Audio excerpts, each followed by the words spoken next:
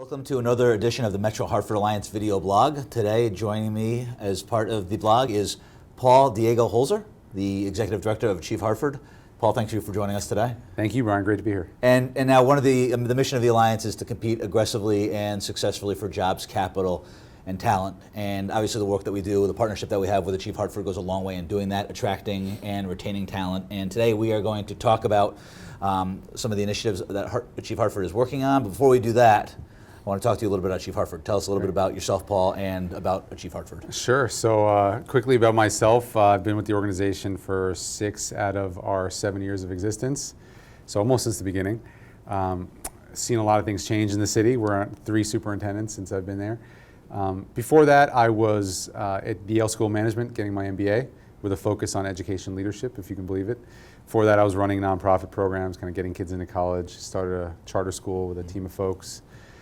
Started out my career as a certified teacher in the world of social enterprise, though, with Ben & Jerry's, kind of some cool small business stuff. So, had a pretty diverse, short career.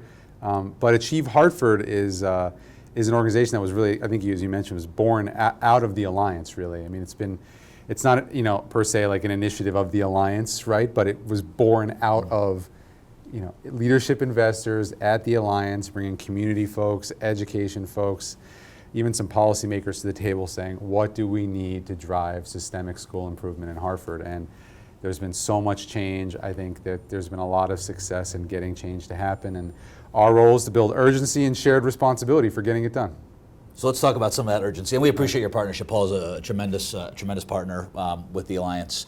Let's talk a little bit about, so the kids, they go through school, get into high school, some will go to college, and then we want them prepared, obviously, to contribute to our local economy, to our local workforce, and obviously we want them to stay here in Hartford, the city and the region. So talk a little bit about, you called this, or before this, you called this an era of opportunity. I believe Talk a little bit more about this golden moment. I'll use your words.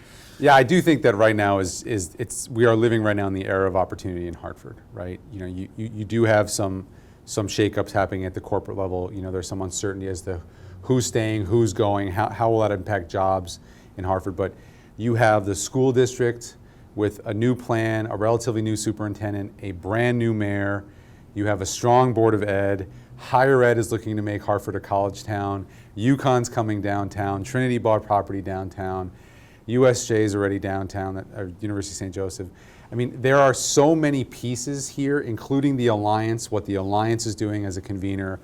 You've got Achieve Hartford here. Most cities don't have an organization like Achieve Hartford, just focused on supporting change in the schools, K-12 schools. So right now, everyone is talking about Hartford, the future of Hartford, both kind of economically, but also as a region, its well-being. Talent is at the center of that, right? It's what ties everything together. And I think people finally see the quality of schools, K-12, and outcomes in higher ed as being, as important as anything else to driving the local economy.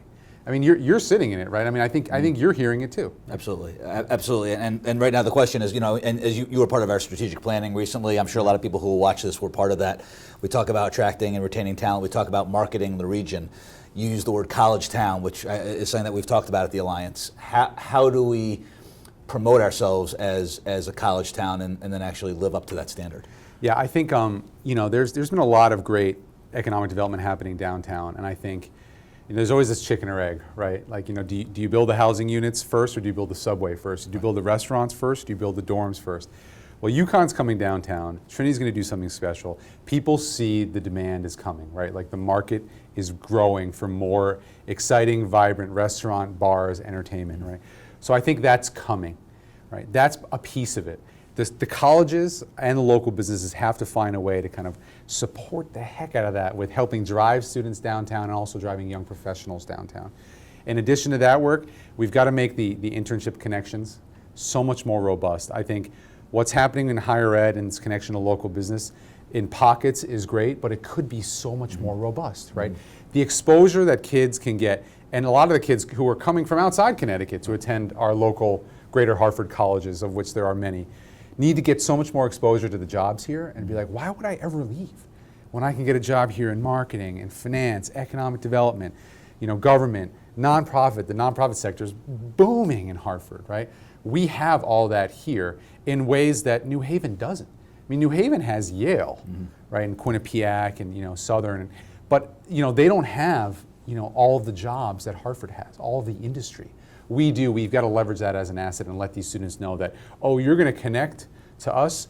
The minute you step on campus, you're going to be connecting to all of the kind of career and industry resources that we have in downtown Hartford. Now, Paul, we talked earlier about the fact that there are a lot of college towns out there that have one college.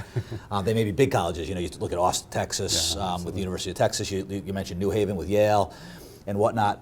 What can we do now that we have this opportunity to leverage this, and not only big idea leverage, but also sustain this for years, and not just as a flavor of the day? So I think, there are some key things that can come out of City Hall, I think, that can really cement deeper partnerships between higher ed and business.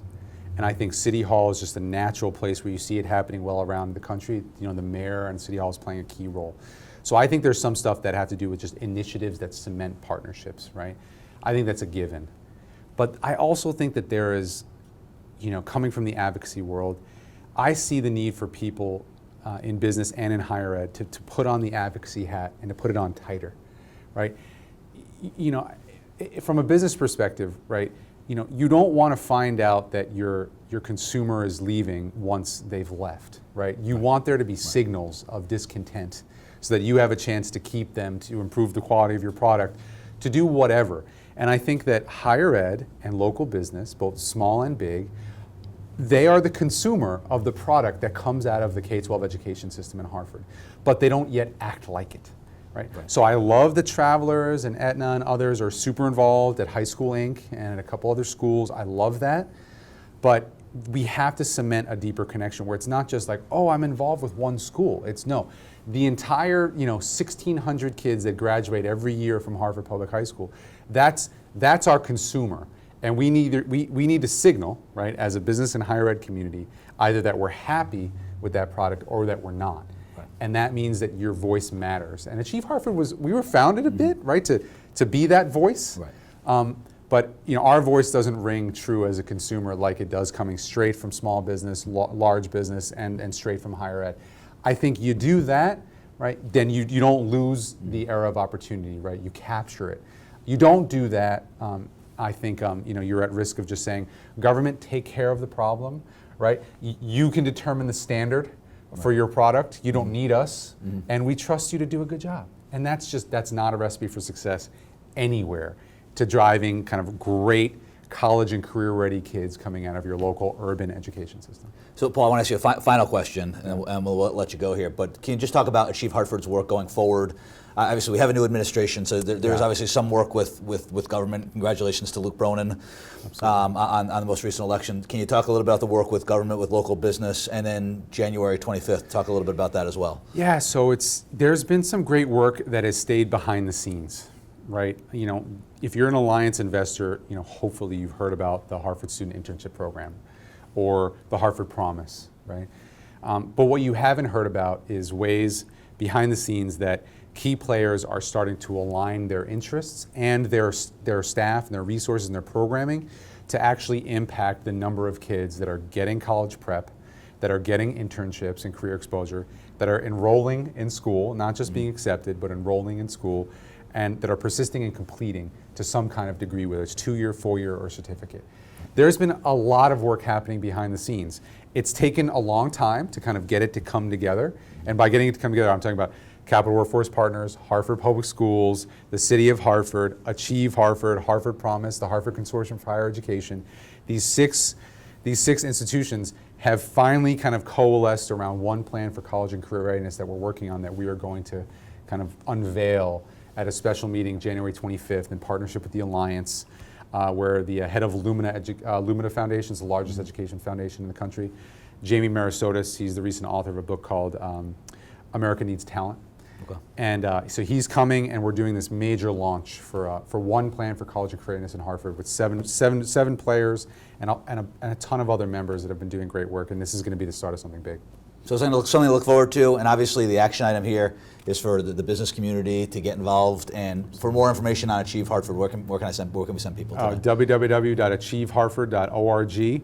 My email's there. Just look for Paul, the executive director, and drop me a note and let's meet. Let's go out to lunch and talk about how the interests of your small business or large business, can get much better aligned to the work of K-12 and higher ed in Hartford. And for more information on this blog and other Metro Hartford Alliance initiatives, MetroHartford.com.